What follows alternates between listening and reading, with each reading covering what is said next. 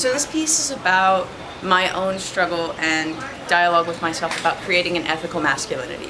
So I present myself rather androgynously, though I identify as female, and that has always been a difficult issue to navigate. So what does it mean to be masculine? What does it mean to have sort of a masculine presentation? And this piece is my exploring hypermasculinity and how to reevaluate and rethink what masculine means. To the frat boys, who at the first party of the year charged freshman boys $20 and called all the virgin girls in for free. The next morning, when you witnessed the fallen, unopened condom pack next to a ripped open girl you found on last night's hunting grounds, did you feel like a man? Congratulations. You have successfully continued the collegiate process of reducing humans into numbers, indoctrinating every boy that walked through those doors that being a man means having a chest as broad as she is young, but they don't know that this entitlement you call your masculinity is nothing more than the smoky breaths from the rooftop of your tall, white house. Did you see your dignity from there? Everywhere you go, the space is seeped with your loud words, and we will choke on the smog of your bitch stories as you try to carve the world to your likeness. I do not know what it is like to be a man, but I have tried. With bow ties and hunched hoodie shoulders, I have played being a man more than not.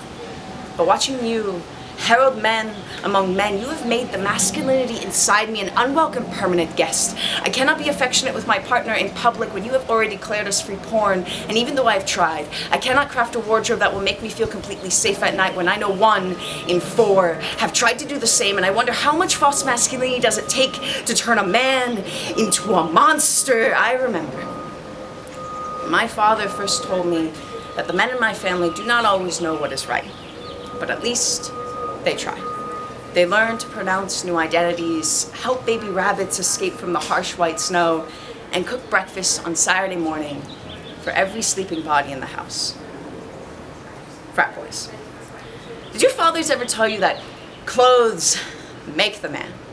That you should wear a tie just tight enough that begins to push up against your voice box, reminding it to occasionally be silent, but if you wear it too long and too tight, so that it begins to seep into your windpipe, you can get blinded by the lack of fresh oxygen.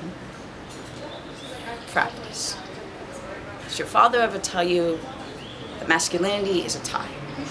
You've been wearing it too tight in your pride. You think yourself invincible to nose too long in the cornerstone of your identity that you are blinded to your own misogyny, and yet you call yourself a man.